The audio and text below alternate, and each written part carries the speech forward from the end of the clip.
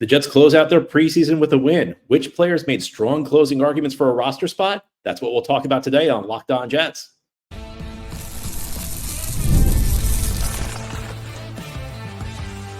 You are Locked On Jets, your daily New York Jets podcast. Part of the Locked On Podcast Network, your team every day. Welcome. This is the Locked On Jets podcast, part of the Locked On Podcast Network, your team every day. It's Monday, August 26th, 2024, and I'm your host, John B. from GangGreenNation.com. Thanking you so much for making the show your first listen or first watch every day. Subscribe to the show for free on YouTube or wherever you get your podcasts, so you'll get new episodes as soon as they're posted. If you enjoy the show and are listening on the podcast source, please give it a 5-star review. If you're watching on YouTube and enjoy the show, give this episode a big thumbs up. It helps us out and helps other Jets fans find the show. Today's episode of Locked On Jets is brought to you by FanDuel. Now through September 22nd, all FanDuel customers can bet $5 and get a 3-week free trial of NFL Sunday Ticket from YouTube and YouTube TV. Visit FanDuel.com/LockedOn to get started. Well, we have one final preseason game to review in 2024. Saturday night, the Jets completed a perfect preseason record-wise. They finished 3-0 as they beat the New York Giants 10-6 at MetLife Stadium. The Jets were technically the home team in this game, if you care. Both teams obviously call MetLife Stadium home. So the Jets win all three preseason games. Much like the Carolina game, I thought it was rather difficult to watch. Preseason can be a bit of a grind. And it can especially be a bit of a grind if you're not getting quality quarterback play or quality offensive line play. And, once you're talking about third or fourth string quarterbacks, you're not talking about guys who can go through progressions. So it can make the game drag. But I think there were some positives to take from this game for the Jets. And I think there were some players who made strong statements strong closing statements to try and make the final roster, because the deadline is tomorrow, 4 p.m. Eastern. The Jets need to cut down from 90 players to 53. So you're going to have a lot of guys get cut. This game was the last chance for players to really make a statement. And I think the Jets there were a number of Jets who made statements on the defensive side of the ball. And this was a dominant defensive performance. Of course, no doubt aided by Giants' offensive futility. But hey, you know what? It doesn't matter how bad the other guy is. You got to go out and beat them. Takk McKinley, I think if there was any doubt he was going to make the roster, and he was a guy I felt very strongly had a very good chance of making the roster. Former first-round pick by the Falcons in 2017. His career got off to a very good start. 13 sacks combined his first 2 years, and ever since then, since 2019, he has 7.5 sacks combined since 2019. But he registered 2.5 sacks, finishing a strong preseason. Now, I think you got to put some context on this. He was going up against guys who really don't know how to play, and you see this all the time in preseason where there's a 7-year veteran going up against young guys who aren't very good, who really are still figuring the game out. And of course they're going to have a field day in preseason. I mean, I don't think Takk McKinley is suddenly going to become a 10 to 15 sack guy. The question is whether he can be a quality rotational piece along the defensive line. There are lots of questions with the Jets at the defensive end position right now with Hassan Reddick out. McKinley, I think probably if he did not already have a roster spot cinched, I think he guaranteed himself a roster spot with this performance. And I think that things were already heading in that direction. And that's in part because if you hear how Robert Saleh talks about him, it seems like Saleh values what he brings to the table. And this might be as much as what he brings to the locker room as what he brings on the field. I'm very critical of the Jets having and keeping on the roster is Solomon Thomas. And I probably will continue to be critical of the Jets keeping Solomon Thomas, but because I don't think he's a great performer on the field. But one thing there's no doubt that Solomon Thomas brings to the table is he's a good locker room guy. And I do feel like you need a couple good locker room guys around. And, McKinley played his way onto the team. I think by all accounts, he was having a strong training camp, a strong preseason. 2.5 sacks is a heck of a closing statement. Another strong closing statement came from Braiden McGregor, who added a pair of sacks of his own. And McGregor is a guy who's like right on the cusp of making the roster. In fact, last week when I did my roster projection, I said it was like a coin flip between McGregor and Eric Watts. And maybe 2 sacks, maybe that clinches a spot for McGregor. Maybe that's the thing that gets McGregor over the top. Because I went with Watts in my roster projection last week, but I said it was really close. That was how I viewed it. And maybe that flipped it. And look, I think McGregor is still very much a work in progress. If you watched that game, I don't think like what he did is going to be repeatable against higher caliber opposition. I don't think if you put him in against starters, he's going to be able to dominate like that, because it just felt to me like watching him, like it wasn't about technique. It was just he physically overwhelmed his opponent. And I'm not saying that to take anything away from McGregor, because part of the reason, he's worth keeping around either on the roster or on the practice squad is his ability, are those physical tools. And if you combine those physical tools with a more refined player, and look, most undrafted free agents don't enter the NFL with a refined game. A lot of them are works in progress. So this is nothing, again, this is nothing to criticize McGregor. It's just where he is right now. The fact he shows you those physical tools, the fact he can overwhelm a practice squad level opponent, that shows you that, he's worth trying to develop. And this game was maybe a reminder of that. Is he ready to play right now? Is he ready to contribute this year? I would guess no. But maybe if you work with him, maybe you can get there. Now, a guy who has really impressed me through the preseason, Leonard Taylor. Another sack and a half, a tackle for a loss in this game. I actually do think Leonard Taylor might be able to contribute to this team. And through the preseason, we've talked a lot about Leonard Taylor. He had that outstanding first game against the Commanders, then a little quieter against Carolina. And I mentioned, I felt like he just needed to dominate in preseason to maybe scare the Jets into thinking, we might not be, this guy was so good, we may not be able to keep him on the practice squad. And for me, that was always kind of the theory behind Leonard Taylor potentially making the team. The Jets would have to get scared that they wouldn't be able to keep him on the practice squad. Well, I have a new theory for Leonard Taylor making the team. I actually think he's one of the 53 best guys on the roster, and I was not expecting to say that entering the preseason. Taylor was getting a lot of buzz leading into the preseason games. There was talk about him doing well in training camp, but there's lots of buzz. There's buzz about a lot of guys every year, and a lot of it just doesn't pan out. A lot of it's the team trying to hype up its own guys. Some of this, like whenever you hear about an undrafted free agent getting buzz in training camp, a lot of times the teams putting it out there to try and make themselves look smart. Like, oh, look at this great undrafted free agent steal we got. And usually it doesn't pan out. But, I mentioned, I don't think McGregor's there yet. I think McGregor's got tools and is worth keeping. Leonard Taylor, you look at his hand usage. Look at his pass rushing moves. I mean, that's repeatable. Physically overwhelming an opponent, that's not repeatable against NFL starters, because NFL starters are very physically gifted. You have to use technique to beat NFL starters, because everybody's really big and strong and athletic. Taylor's technique to me looks decent.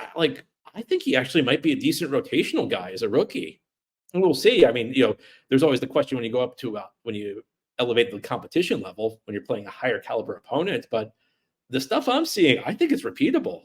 I mean, I think he should make the team.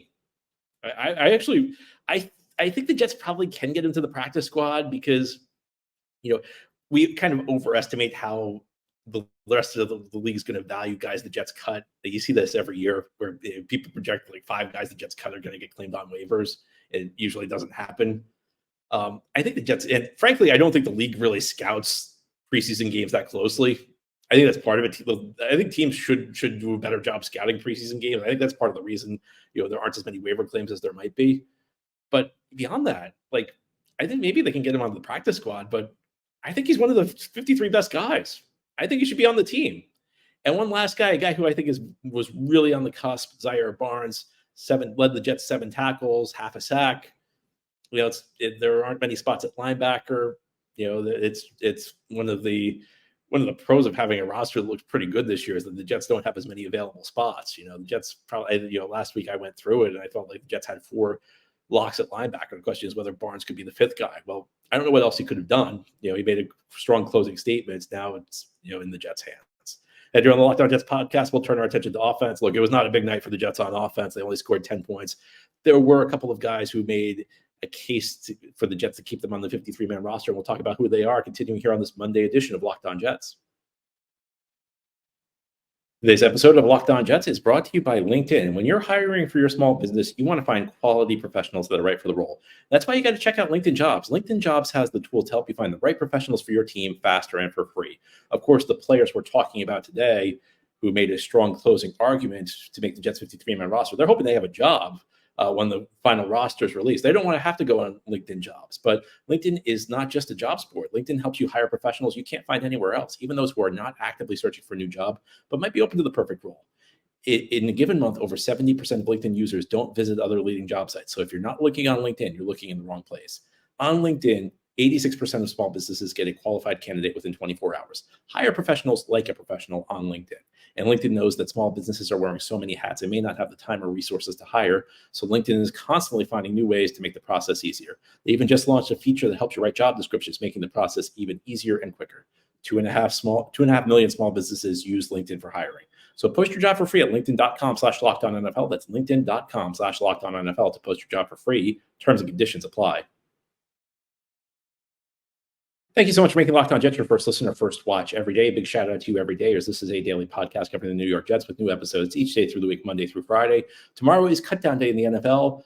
And tomorrow we will get you ready for the Jets trimming their roster from 90 to 53 guys. The deadline is 4 p.m. on Tuesday tomorrow. That's what we'll talk a lot about cut down day tomorrow. Today we're talking about the Jets preseason finale where they beat the New York Giants 10-6 at MetLife Stadium Saturday night.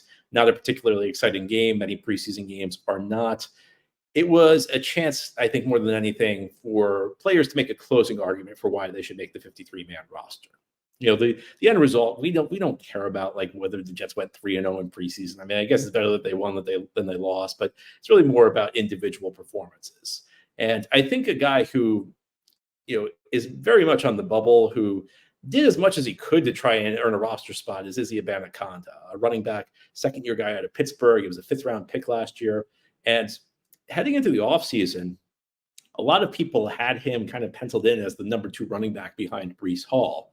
And funny thing happened on the way to Izzy Abanikanda being the Jets' number 2 back. The Jets drafted Braiden Allen and Isaiah Davis on day 3 of this year's NFL draft. And if you were watching this game, it was clear that like the Jets held out their key players.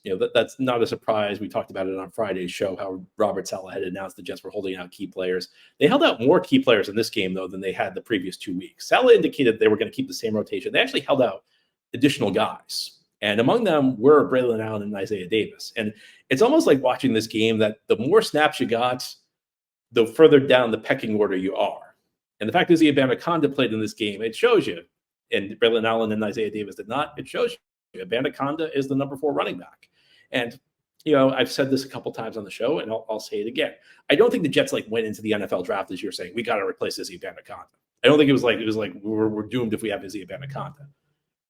That said, I don't think you draft 2 running backs if you think that you have a really high-end number 2 back on your team, because it just wouldn't make sense. It's not good resource allocation otherwise. If you think you have a really good number 2 back, it's one of the least valuable positions on the field. It's not like a position like corner or edge rusher or wide receiver where you just want to have a constant pipe. You just can't have enough good guys where you just want to constantly have a pipeline of guys you're developing because those positions are so valuable.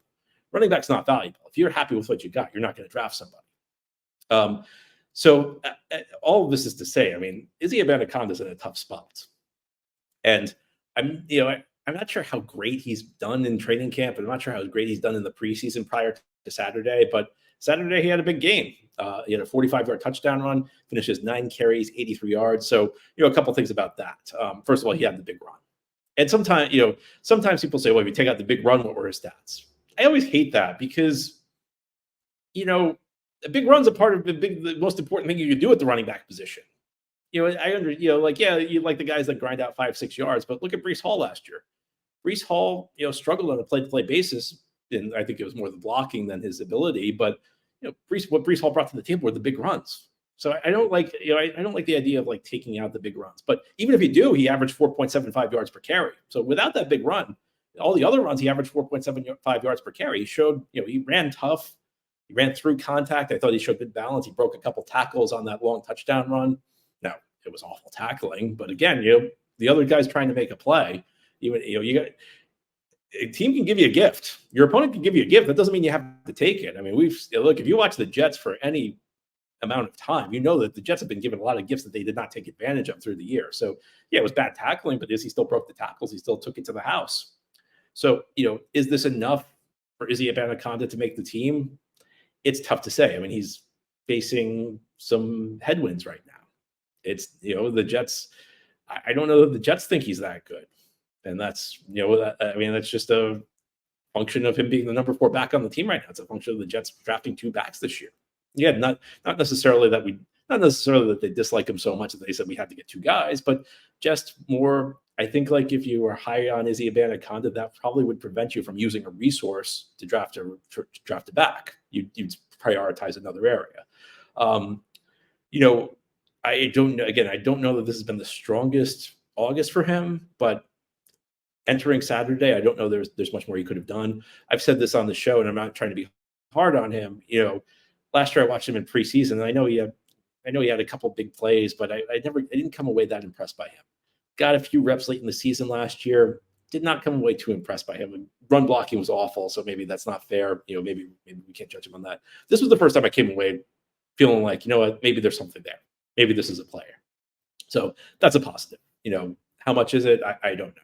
Another guy I want to mention who I don't think will make the roster, but still worth mentioning, Brandon Smith, another long catch, a nice 35-yard catch in the fourth quarter down the right sideline. And, it would not be the end of the world to me if they kept him on the roster. I think he's probably more headed for the practice squad, but the Jets receiver room right now does not have a lot of great depth. You've got a quality number one in Garrett Wilson. You've got a quality number two in Mike Williams if he's healthy. And then after that, Lazard you can live with as a third guy.